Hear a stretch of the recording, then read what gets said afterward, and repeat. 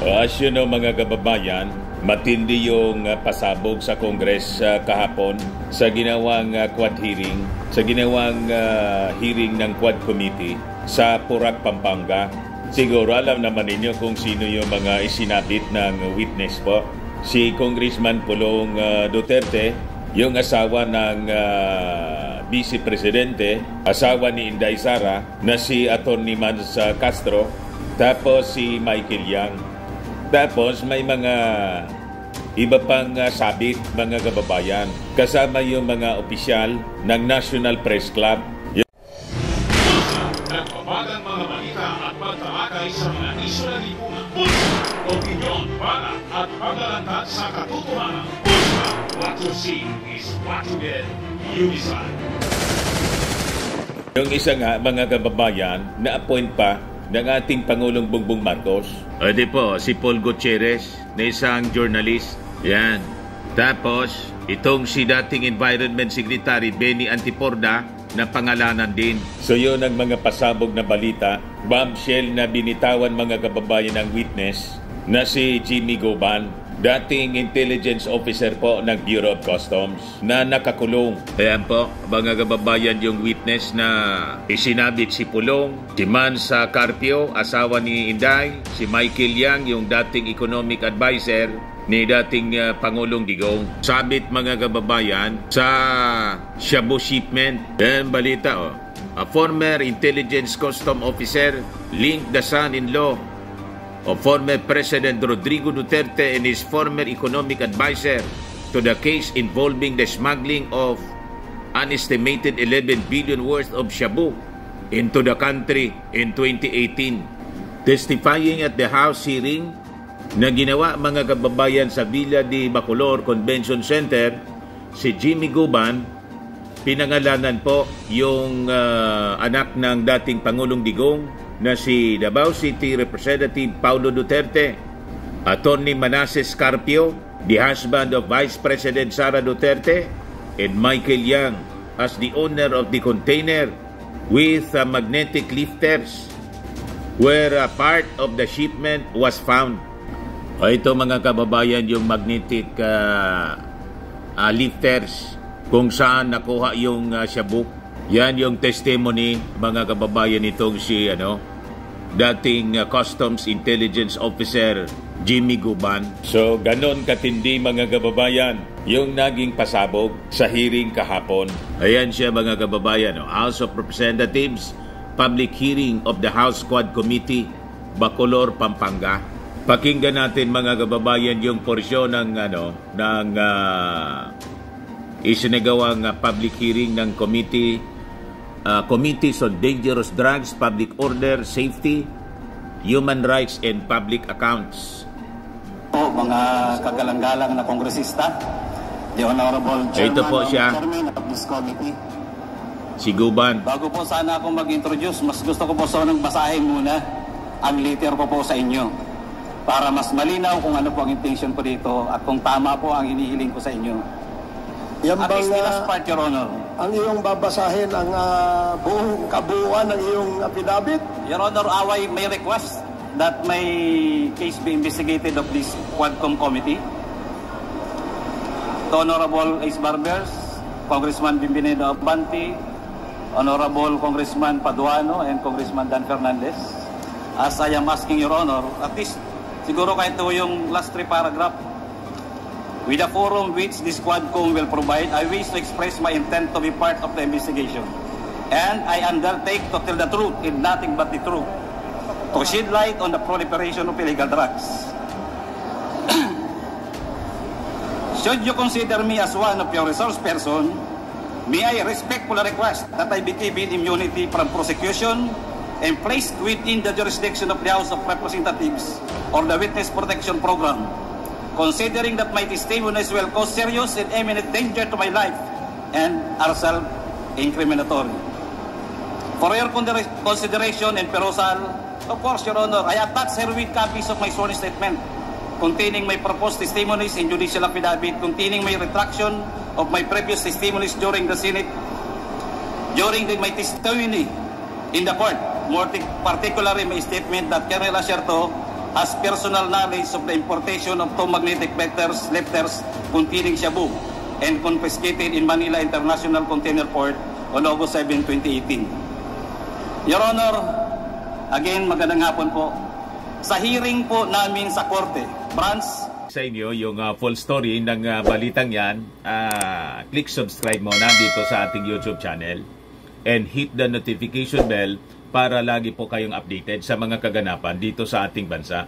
Like and share na rin po ninyo ang ating video. At huwag na rin po ninyo na skip yung ating mga commercial ads para tuloy-tuloy lang ang pag-unlad ng Bagong Pilipinas. Sa mga nagana po ng malinis and spacious fitness gym, pumunta lang po kayo sa aming Colossal Fitness Gym.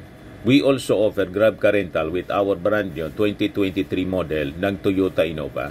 We also accept booking for those who are planning to travel via PAL, Cebu Pacific, and other airline companies, local and international, and bills payment for Meralco Bills, Aleco Bills, PLDT, etc.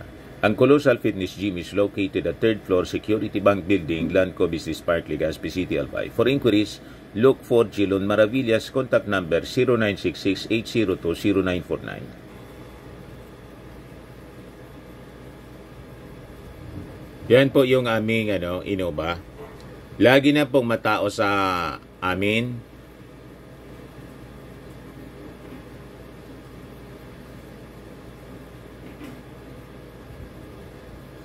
Yan po mga bagong clients namin.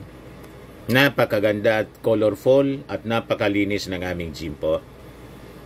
Pati mga foreigners po pumupunta sa amin, mga British tourist po sila dito sa Legazpi. Na-set up na rin po yung aming mga brand new gym equipment.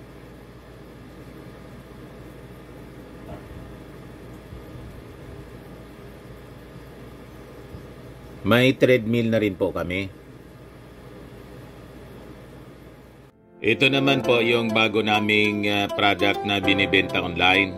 Eye Glow Serum, whitening po siya. Tingnan ninyo yung epekto sa aking anak na architect before and now. Yung mga inquiries po ninyo, dumiretso na lang kayo sa kanyang Facebook account, Riz Maravillas. Ito naman po, Firmax Firming and Lifting Cream, pinapahid po sa mga pulses in affected area. Mainam po sa paninigas ng mga kaso-kasuan. Ito naman po, Automax Radiant Serum. Sa mukha naman yung application, anti-aging po siya. You will look 10 years younger than your age. Sa mga cancer patients naman po, baka lang gusto ninyo itong itry. Naing siya red mixed fruit drink. Hindi mo po siya gamot, food supplement siya. Kaya lang, gawa siya mga kababayan sa goji berry. Yung goji berry may anti-cancer properties. O ngayon, yung mga inquiries ninyo, dumiretso na lang kayo sa aming messenger sa Facebook para masagot namin agad. Ayos pa? Ayos na ayos niya, Mr. Maravilla. RTC Branch 35 sa Manila. Binago ko na po yung statement ko doon. Nang ngayon ko din po may lalabas kung bakit ko tinuro si Colonel Asierto para mag-disguise ako.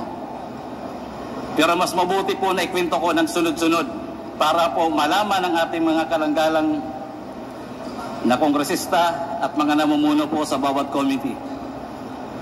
Dahil ako po ay ngayon pong August 7 is my 6 years nung mahuli po yung magnetic lifter sa custom.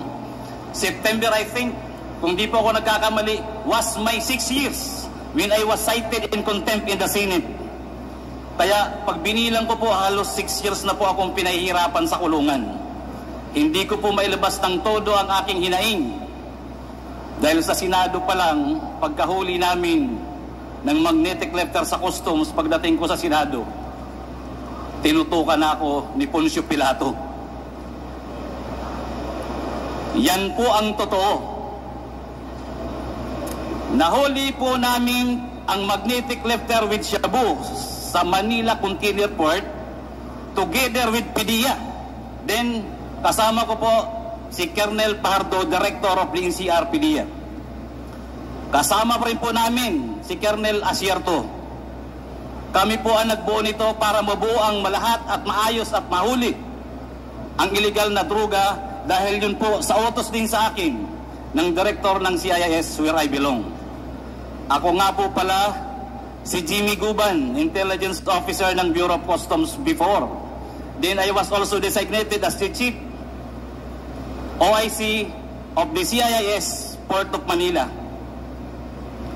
Ako ngayon ay si PDL, Jimmy Guban with prison number 8223 P5046.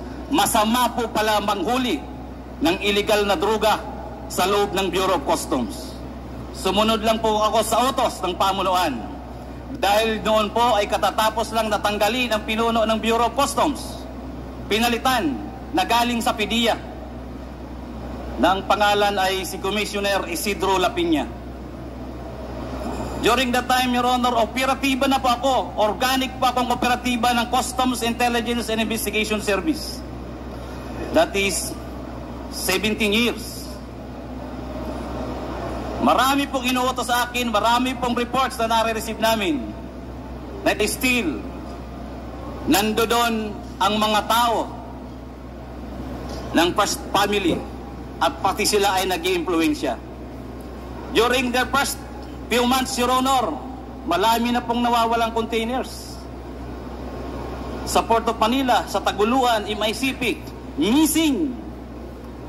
Even in our intelligence report, we received already about 7 to 10 containers loaded with shabu. Isa ho itong magnetic lifter na isiswing nila na hinabol namin, inayos ko because I was then chef. May aksix na ho ako sa E2M. Nakuha po namin positibo, nag-joint press release ang BOC Commissioner at DG ng PDEA sa loob ng Bureau of Customs. It was a good accomplishment. Your Honors, pagdating ho sa Blue Ribbon Committee, nagbago.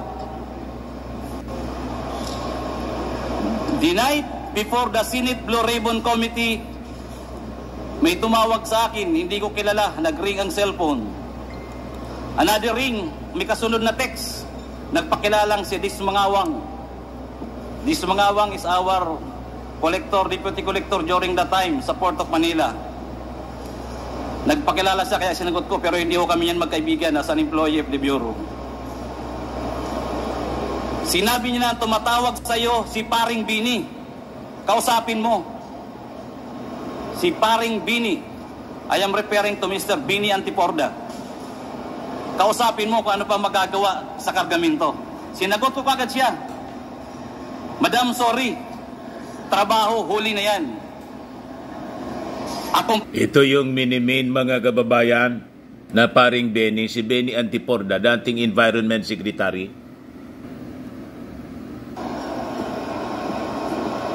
Your Honors, pagdating po sa Senado, sa Blue Ribbon Committee, nag-hearing, after the hearing, sinight kagad ako, I was cited in contempt. Dinala ko kagad ako doon sa kwarto. Gusto ko hong magpahinga. Tiningnan ko kung anong pwede kong magawa. Dahil mali pala ang magtrabaho ng tama. May sumunod po sa akin na kumatok. Sabi ko siguro ko may tutulong sa akin. Nagpakilalang, taga Blue Ribbon to. Buksan mo pinto, babae. Sana po makuha natin ang CCTV. Nakita ko po staff ng Blue Ribbon. May sumunod po sa kanyang pumasok diretso sa kwarto ko. Tuloy-tuloy po akong dinudoro. Jimmy, pag binanggit mo ang pangalan na to, pag binanggit mo to, mamamatay ka. Lalo na kung makarating ka sa Pasay City Jail. Di tatagal ang buhay mo. The worst, Your Honor, sinabay niya pa pati anak ko. Alam namin kung nasaan yung anak mo. Sa Makati. Madali kidnapin yan. Your Honors, alam niyo po ba kung sino yung mga tao na ayaw niyang ipabanggit? Na halos doon pa lang gusto na ako sipain, bugbugin. Si Pulong, si Mans, si Michael Yang, at ang sabi niya pa, mga kaibigan niya ni Beni Antiporda, magkakasama yan, hindi mo ba iisang pamilya yan? Palagi yan sa Malacanang. Official pa yan ng National Press Club. Si Michael Yang, doon ko lang din nga po nalaman. Your Honors, halos hindi ko humatansya na ang intelligence report namin ay doon palang validated na may mga trabaho si Michael Yang at ang kanyang kaibigan ng illegal na droga. Yan po mga kababayan, si Michael Yang, dating economic advisor ni dating Pangulong Digong. Laging kasama ni dating Pangulong Digong. Halos, sabi ko, Diyos ko, akala ko trabaho lang to.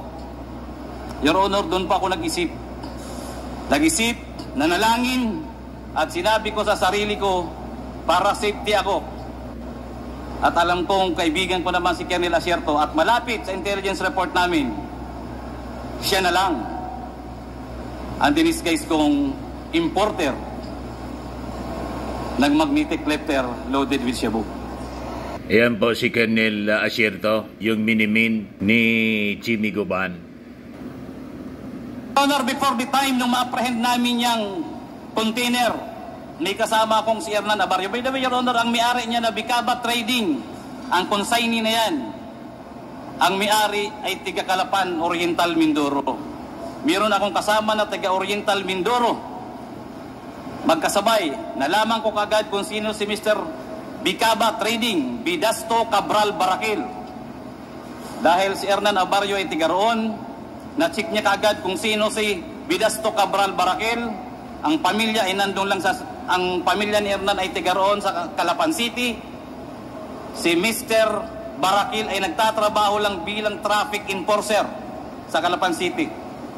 Bago ko yan binigay sa PDEA, inalam at kinausap ni Agent Hernan Abarrio. Umuwi, kinausap, tinawag. Pare, paki-confirm mo na lang kung meron parating or what. Alam nyo, yung tatlong tao, normal na normal. Parang walang nangyayari sa kanila. At yung isang inchik, dalawa o tatlo, sabi sa akin, pare, yung inchik nga, hindi takot eh. Sabi ko, bakit? Sabi niya, Michael Yang yan eh. Michael Yang yan, advance. Pulong. Kami hingi na lang ng tulong sa inyo, tulong yan. Wala pong kakwinta. Parang hindi po na, parang normal na normal lang. Na yung importation ay kay Mr. Bidas, ang consignee ay Bicaba Trading. Ito yung minimin niya. Si Man Scarpio, asawa ni Inday. Attorney Man Scarpio. Yun pong tatlong yun, nakuha po yun ng PDEA. Invited by the PDEA or arrested. It was only presented once sa Senate. Umamin sa Senate na kanya yung kargamento gamit. Pinakiusapan siya ni Mr. Ponichin. I'm sorry, Your Honor, wala pa akong copy. Nagaling po talaga ako sa Bucor. Nandun po yan, nababasa po yan natin, mababasa at mababasa natin yan. And I can bring that document here. Napakalinaw ng tanong ng chairman ng Magic Blue Ribbon Committee, ng Senate Blue Ribbon Committee. Your Honor, inamin, may ebidensya, yung tatlo lang muna. Bakit nila winala hanggang ngayon? 6 na time po ako nagsasuffer sa kulungan. Ang tokha nga, double barrel, kunti lang na droga, kulong kaagad, patay kaagad. Nasaan itong tatlo?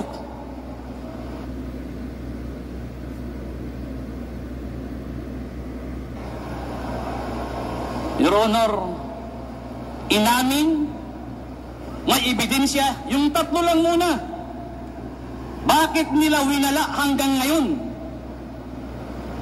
6 na time po ako nagsasuffer sa kulungan. Ang tokha nga, double barrel, kunti lang na droga, kulong kaagad, patay kaagad. Nasaan itong tatlo? Si Mr. Bidasto Cabral Barakil, Lagrimas Katipan, Emily Lukigan. Ang alam ko yung inchik, pinakawalan din nila. Ano ang meron? At bakit po ako ang dinidikdik hanggang sa Bucor? Nakarating ako na nanghuli lang po ako ng illegal na droga. Wala akong nawala kahit katiting. Inorderan po ng judge na sunugin, sinunog, nandoon po ang testimonya ng mga PDEA. Kasama kong PDEA sa aking opisina sa Bureau of Customs. Kami po ang nanghuli. Ano po ang partikular na batas ang ibabiolate ko? Conspiracy to import? Or yun ang grand conspiracy na linisin ang pangalan ng First Family at si Michael Yang para pagsalitain pa ako at papirmahin na ang kasama doon sa importation na isang politiko na kalaban nila na hindi ako pumayag. Dahil sabi ko walang alam yan. Hanggang ngayon po, malinaw. Basahin ko man po ang testimonya ko hanggang ngayon. Magaling pa siguro po ang kunti kong memory card. Hindi ko po makakalimutan kung papaano ko sinakripisyohan yan. Ako ho, ikinulong. Buti na lang may Diyos. Pagdating po sa kulungan, may mga tumutulong sa akin. May mga lumalapit ho. Natistigo kung sino si Michael Yang, paano nasunog ang Bureau of Customs, paano pinatay ang empleyado ng mga taga-customs. Bakit ang daming releases during the time ng mga containers na nawawala hanggang ngayon hindi iniimbestigahan? Napakasakit po mga kalagalang-galang na kongresista at sa iba pong mga resources speaker dito. Andito po ako, I am seeking for truth and justice. Nothing less, nothing more. Thank you, Your Honor. Meron pa, pero mamaya naman, baka tumasto. So kahindik-hindik mga kababayan yung naging revelasyon ni Jimmy Guban. Ngayon, ipagpatuloy natin doon sa pagtatanong, question and answer na with the members of the Congress, of the Quad Committee. Ang malaman kung ikaw ang gumawa nitong affidavit na ito at kung ito ba ay iyong pirma, pwede bang paki-confirm mo? Yes, Your Honor. With the assistance, meron ako. Para sigurado tayo. Yes, Your Honor. Basahin mo muna, Mr. Jimmy Guban. Let it be known that by the members of this committee that what you have right now is the actual statement that you were mentioning a while ago. Baka tingnan mo mabuti. Thank you, Mr. Chair. Your Honor, nahalos nasabi ko na to, pero if necessary, babasahin ko po para po sa kaliwanagan. Siguro, tatanungin ka namin doon sa mga sinulat mo para makita natin kung ikaw ba talaga ang gumawa at ikaw ay nagsasabi ng katotohanan. Yes, Your Honor. With the help of my lawyer, gawa po namin to. Kaya lang po, sabi ko nga, nagkikwento ako, nasa loob po ako ng National Bilibid Prison. Hindi po fresh ang mind ko, pero halos ito na rin po yun. If I may, Your Honor, if I may proceed to read. Sige, make it very short, Jimmy. Pwede mo ba number 3 na? Number 2. In the early part of 2017, during my meeting with a certain alias Henry, a Chinese national known importing of various goods in Bureau of Customs, he introduced to me Councilor Nelo Abellera, known as Small Boy. In the said meeting, Small told me that he is the business partner and trusted man of Michael Yang, Pulong Duterte, the son of then President Rodrigo Duterte, and Attorney Mans Carpio, the husband of then Davao City Mayor Sara Duterte.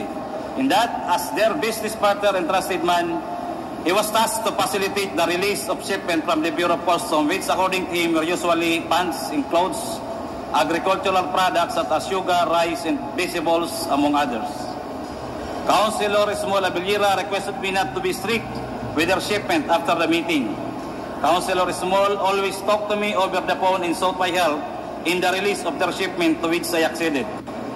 In the meantime, our office received reports from our confidential informants, usually bodegueros and painantes of the shipment facilitated by Councilor Small Abellera, that illegal drugs were mixed up with said shipment. As an offshoot of said intelligence report, Director Adzar Albani of CIS Bureau of Customs issued to me a memorandum dated March 2018, re-importation of illegal drugs, monitoring, profiling, recording of imported goods. On account of our intelligence work, various shipments were alerted in various occasions. Small requested me, luwagan mo yung mga shipment na yan. Alam mo naman na kila Michael yan, Pulong at Mans.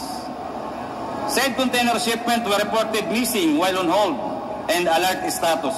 In POM, MICP, yun po yung nabanggit ko kanina, pati po Taguluan, as well as other international ports in the country, prompting the House of Representatives to invite Customs Commissioner Lapina and to shed light thereon. Between the months of May and June 2018, Colonel Jojo Asierto shared to me an additional intelligence report about shipment of illegal drugs at the Bureau of Customs. In that through profiling, backtracking, and tracing of documents, we were able to find out overstaying cargoes, one of which was the Bicaba trading shipment. Upon discovery thereof, I instructed my staff to verify if an importer consigning name Bicaba Trading is duly accredited with the Bureau of Customs Accreditation and Monitoring Office.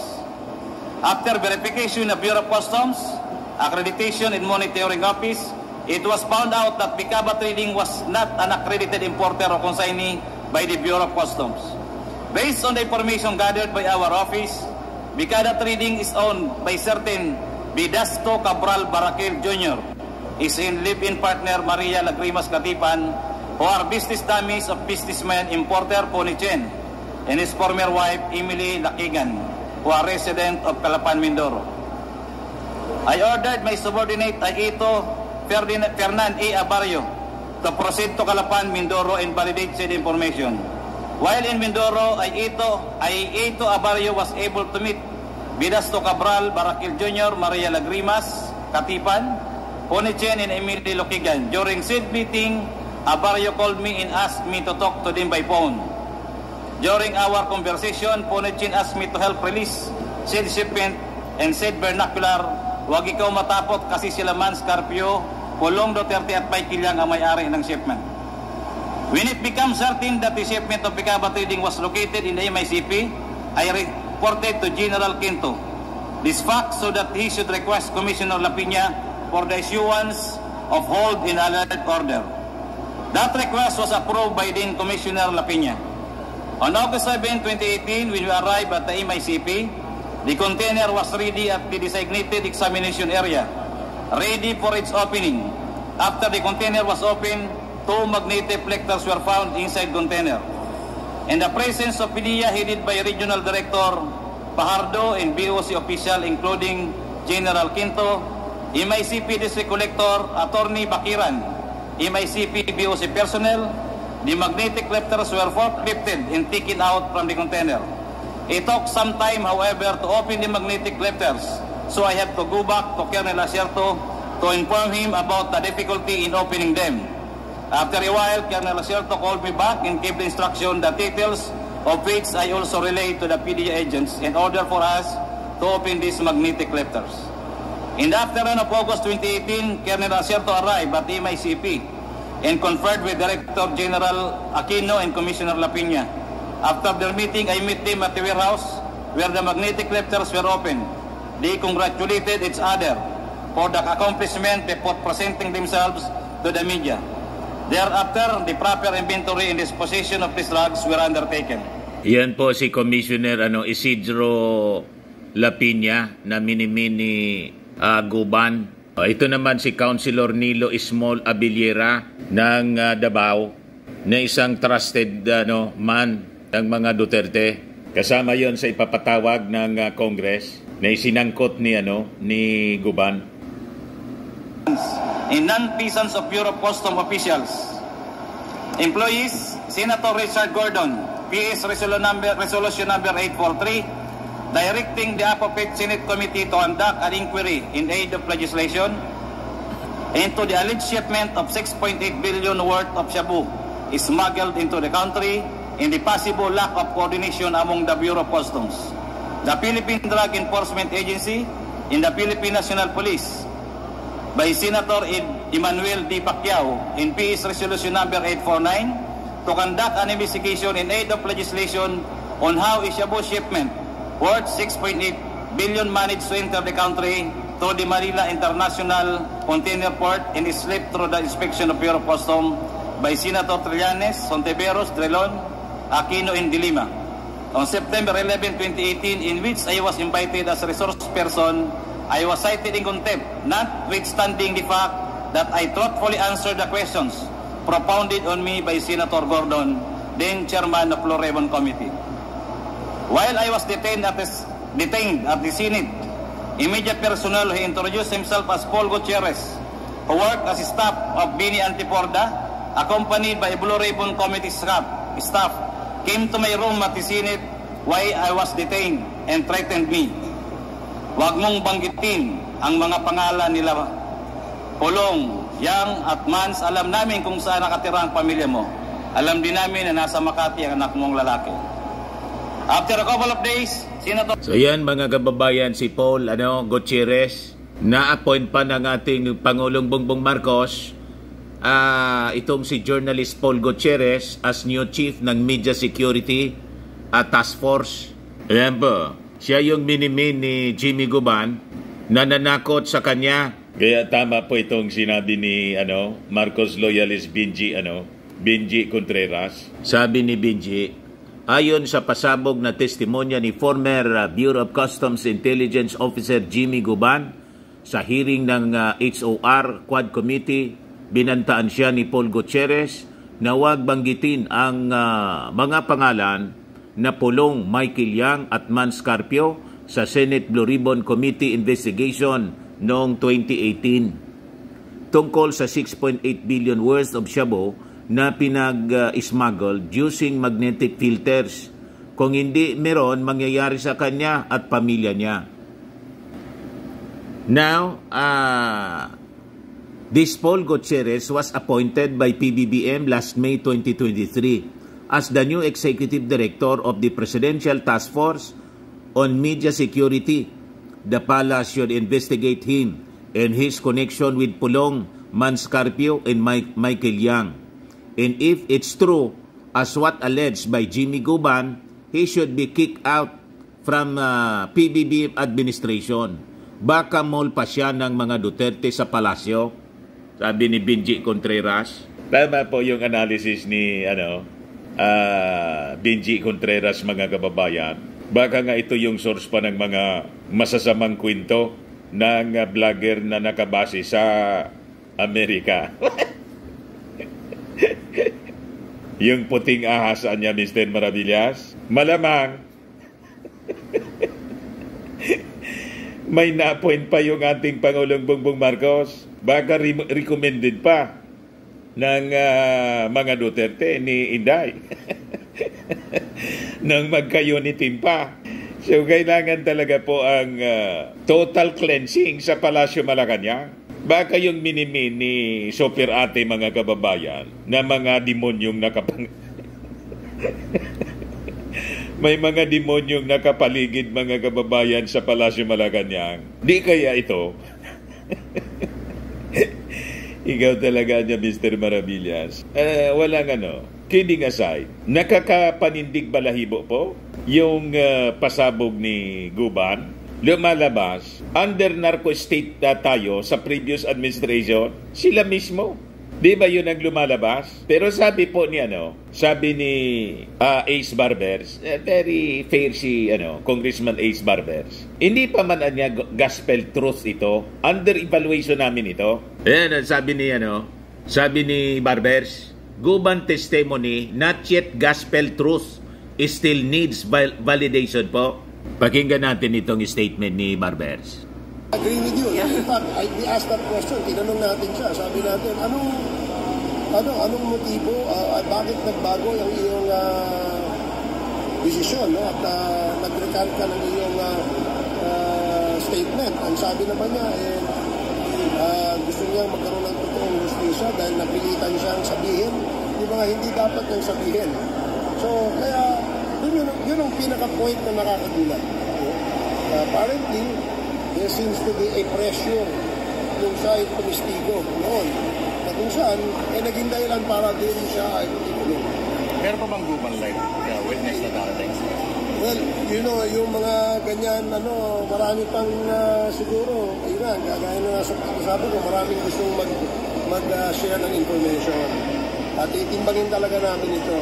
Makakaasa kayong lahat na hindi kami sasali sa anumang politically motivated committee reports dito. Dahil sa amin, katotohanan, para sa bayan, para sa ating mga anak ito. Yan mga kababayan, ang sabi ni Congressman Ace Barbers after the hearing. Ngayon, itong si Paul Gutierrez, sabi niya, I do not personally know, nor have I ever met, even up to now, any of the Dutertes, Attorney Mans Carpio or Michael Yang. I also never had any personal or professional dealings with Mr. Guban while I was covering the customs beat, although the things I've been hearing about him at the waterfront are all unsavory. Time and again, Guban has been proven to be an inveterate liar. So dumipinsa na mga kababayan si Paul Gutierrez. Ganon din si Pulong. Sabi ni Pulong, hindi ko po kilala si Jimmy Guban at sigurado ako na hindi rin niya ako kilala. Wala kaming anumang transaksyon o ugnayan, kaya walang rason na siya ay pagbantaan kung babanggitin man niya ang pangalan ko. Klaro po na walang kredibilidad ang taong yan at walang basihan ang kanyang mga sinasabi noon pa man. Kaya di ko po alam kung bakit bigla po siyang naging star witness dito. Sabi po ni Pulong, ituloy natin ang kwento ni Guban, mga kababayan. Executive session and advise me to tell the whole truth during the hearing. Otherwise, I will continue to languish in the Senate for a long time. Acceding to his advice, I told him all that I know about the illegal drugs being imported to the country through the Bureau of Customs. However, due to the threats of Paul Gutierrez, I never confided to him that Mans Carpio are involved in illegal drugs importation at various ports of the Bureau of Customs, more particularly the illegal drugs found in cyst at MICP. The night before the Senate hearing, my cell phone rang for 3 times but I intentionally failed to answer said calls. After several calls, which I again did not pick up, I received a text message introducing herself as Miss Mangawang of the Bureau of Customs. When my cell phone rang again, I answered the call and the one who called was Miss Mangawang and she asked about the Bicaba trading shipment. She asked me anong magagawa dyan sa shipment na yan. Kinaparing Bini Antipor yan. I replied her, wala na akong magagawa, huli na yan. For fear that my son and other members of my family will be killed, including myself, I testified during the hearing on October 30, 2018, and instead of naming Pulong Duterte, Mans Carpio and Michael Yang as the owners of the shipment, based on the intelligence reports we gathered, I pointed to Colonel Acerto as the one who has knowledge that the shipment consigned to Bicaba trading contains illegal drugs. I recanted my said statement against Acerto through my judicial affidavit, which I executed and submitted during the criminal case number R-MNL-19-03-472CR for violation of Article 2, Section 4 in relation to 28 and 31 of Republic Act number 9165, of which I was convicted and adjudged guilty as charged and was sentenced to suffer the penalty of life imprisonment and to pay a fine of 500,000 pesos. After promulgation of the decision in the aforesaid case, I filed a notice of appeal with the Court of Appeals which is docketed as CA-GR CRHC-19146. That's all, Your Honor. Okay. Ngayon, ito yung pagtatanong po ni Congressman Benny Abante. Pakinggan natin kasi napakalaga yung mga puntos niya. Ang tiwala sa criminal justice system natin. That is correct, Your Honor. Dahil po dyan, nakulong ako na ang judiciary ay parang may nagdidiktang ibang tao galing sa labas. Okay. Ganito yan, no? Ikaw ay naging guest ng Blue Ribbon Committee, di ba? Nag-testify ka ron, di ba? Apo, Your Honor. Yung bang testimony mo sa Blue Ribbon Committee at yung testimony rito pareho? Hindi po, Your Honor. Bakit? Nandun po ako sa committee. Ibig sabihin, doon sa Blue Ribbon Committee, nagsinungaling ka, pero dito, totoo sinasabi mo. Ito po, Your Honor, yung totoo dahil hindi na po ako takot ngayon na lumaban. Wala na akong nakatarak sa dibdib ko. Sagutin mo ako, sa Blue Ribbon Committee, under oath ka, nagsinungaling ka. Yes, Your Honor. Inaamin mo ngayon yan. Yes, Your Honor. At under oath ka ngayon, nagsasabi ka ng totoo dito sa aming committee. Yes, Your Honor, ito po yung totoo. Alam nyo kasi, pagka minsan nanonood ang taong bayan hindi ba? Opo. Napakahirap paniwalaan na magsasabi ka ng iba sa Senate Blue Ribbon Committee, anong sabihin mo dito? Iba rin yung sinabi mo, at dito, ang binabanggit mo, katotohanan. Paano kami maniniwala sa'yo? Your Honor, yung katotohanan po ngayon ay inilabas ko dahil tinatakot ako nila during that time. Marami pong nangyayari during that time. Marami pong namamatay. Ngayon po nakita ko po na maganda ang pagserbisyo para sa hustisya ng ating bayan.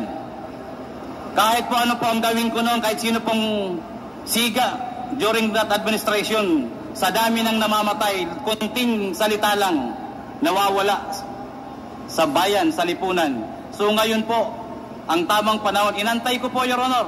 Kung mahaba, may kunti pa akong kwento, Your Honor, for about 4 years ko sa kulungan. Yan po, Your Honor, ang sinasabi ko ngayon dahil hindi ko magawa noong araw. So, Mr. Guban, naniniwala ka na itong committee ito may mga gawa para sa hustisya mo? Yes, Your Honor. And I am praying for that, Your Honor. Okay.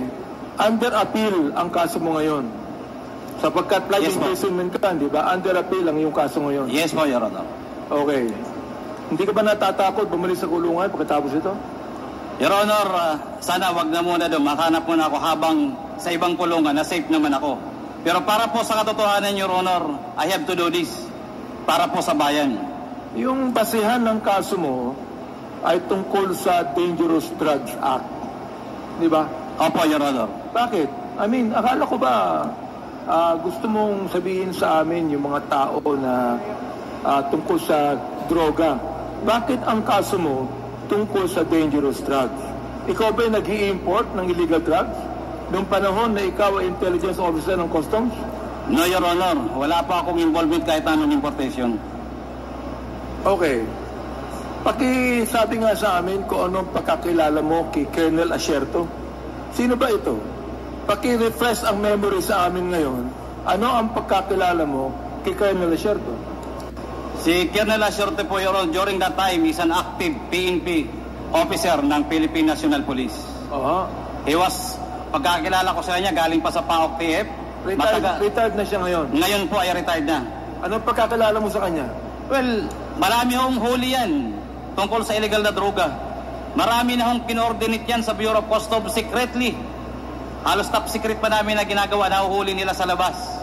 So I trust him and I'm sure he trusts me also dahil marami na kaming nahuli sa labas nila pagtungkol sa operasyon ng illegal na droga. So doon ka sa kanya nagtapat ng buong katotohanan? Yes, magkasama po kami matagal na rin. Magkakilala kami for almost more than 20 years. Nasaan si Colonel Asierto ngayon? Mula po nung makulong ako, nakikita ko lang siya sa balita. Hindi ko po alam kung nasaan siya eksakto ngayon. Itong si Paul Gutierrez na lumapit sa iyo, sabi mo, na ang nagsabi sa iyo, wag mong banggitin ang mga pangalan nila Pulong, Michael Yang at Man. Alam namin kung saan nakatira ang pamilya mo. Alam din namin na nasa Makati ang anak mong lalaki. Sino si Paul Gutierrez?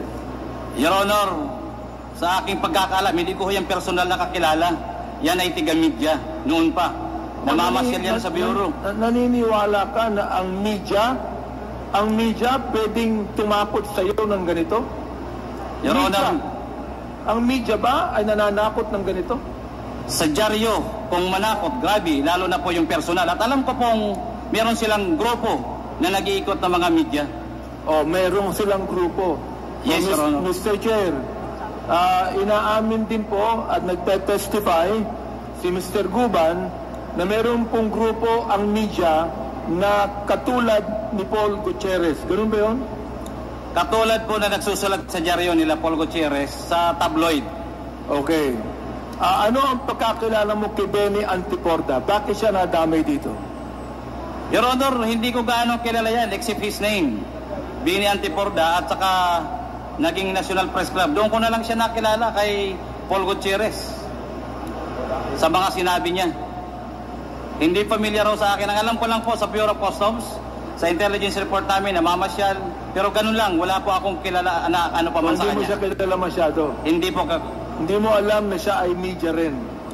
Alam ko lang po, dahil nasa National Press Club, nababasa ko rin po yan minsan sa news, na he was, I think, became a president of the National Press Club. Ito pong Miss Mangawang, na saan to involved? Ito Miss Mangawang, siya ba ay kasama sa BECA ba, trading shipment? No, Your Honor, si Miss Mangawang ay empleyado po, Deputy Collector ng Bureau of Customs. Empleyado ng? Bureau of Customs. Bureau of Customs. Opo. Ang nasabi niya sa'yo, tinanong ka niya, anong magagawa niyan sa shipment na yan, kinaparing Benny Antiporda yan, I replied to her, wala na akong magagawa, huli na yan. Bakit po nasabi yun? Opo, dahil talagang nandun na, apprehended na, properly reported na, at alam kong malapit ng buksan. Tapos ng buksan pala. Ayon sa'yo, pinakilala ka ni Henry. Yung Henry. Sino yung Henry? Si Henry po isang negosyante. Filipino, Chinese businessman na nagkukuha rin ng mga kliyente galing China, galing abroad. Nakukuha ng? Mga kliyente na nag-i-import, then binibigay niya sa broker niya para makalabas sa Bureau of Customs. So hindi siya broker ng Bureau of Customs? Hindi po siya licensed. Negosyante lang.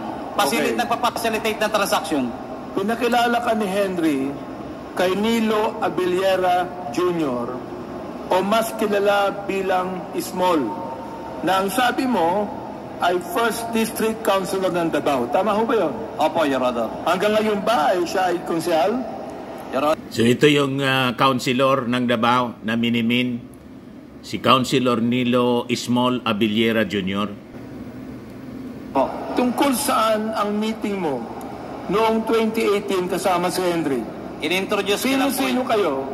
Sino-sino kayo ng meeting na Kaming tatlo lang po. Kaming tatlo lang. Si Henry at saka si Small. Si Small? Yes, Your Honor. Oo. Anong sabi sa iyo ni Small? Ibig sabihin, itong si Small, nabanggit niya ang pangalan ni Michael Yang. Yes, Your Honor. Nabanggit niya ang pangalan ni Congressman Pulong Duterte. Yes, Your Honor. Nabanggit niya ang pangalan ni Attorney Manscarpio. Yes, Your Honor. Okay. Ito, kilala ko po itong si Congressman Pulong Duterte. Sino si Attorney Manscarpio? He is the husband of then Mayor Sara Duterte. Siya ang asawa? Yes, Your Honor. Ng ating Vice President? Now, Vice President, Your Honor. Ha? Yes, Your Honor. Nakakasiguro ka? Yes, Your Honor. Involved siya? Yes, Your Honor. Under oath ka? Opo, Your Honor. Urban? Oo. Matindi itong ina-accuse mo sa mga malalaking tao. Naunawaan mo ba ako? Opo, Your Honor. So, siya ang naatasan na mag-facilitate ng mga release ng shipment nila sa customs. Sa pagkakaalam mo, ano po ba ang business nila? Business ni Small, business ni Michael Yang, business ni Congressman Pulong, at business ni Manscarpio. Importation po. Importation. Yes, Your Honor. But not necessarily drugs. Generalized, Your Honor. Pero according to our reports, may palaman na drugs. At yung iba ay may drugs. Uulitin ko. Nabanggit mo dito na mayroong shipment sila Michael Yang, Pulong Duterte, at Atty. Manscarpio, at trabaho ni Small ang mailabas ito mula sa customs. Kanino nakapangalan ang mga shipments na ito?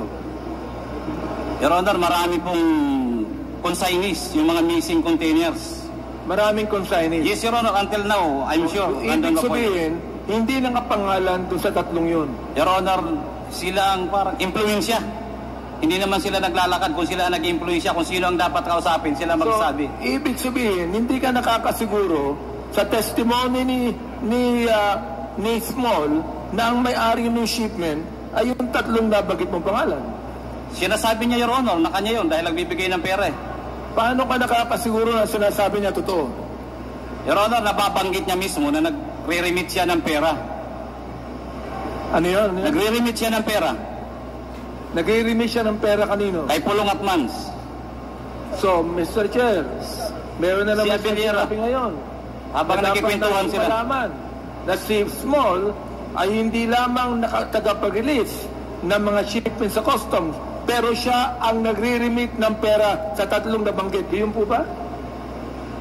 Yes, Your Honor. Pera ng ano? Yung po ba pera sa droga o pera sa mga shipment na iba?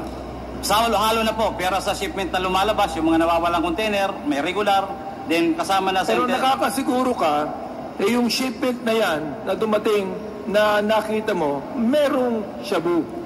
Your Honor, yan po ang hinuli namin na magnetic lifter na merong laman shabu. Nakita mo? Ako po, Your Honor, ang isa sa mga printing officer. So nakita mo yung shabu? Yes, Your Honor, together with PDEA. Ilang toneladang shabu ang nakita? 355 kilos, Your Honor. 55 kilos. 355 Mr. kilos. Chair, sinasabi niya muli na hindi niya nasabi kanina na ang laman ng shabu at ang bigat nito at ilan is 355 kilos, Mr. Chair. Medyo mahaba-haba na po yung tanong ko. Ngayon pa lang ko po tatapusin yung tanong ko. At mamaya po, tulad ng sinabi ni Chairman Karap Paduano, we will make a motion to invite all of these names mentioned by Mr. GB Gaban to attend our committee hearing. Thank you, Mr. Chair. Matindi mga kababayan. So, may susubaybayan tayong teleserye sa Kongres.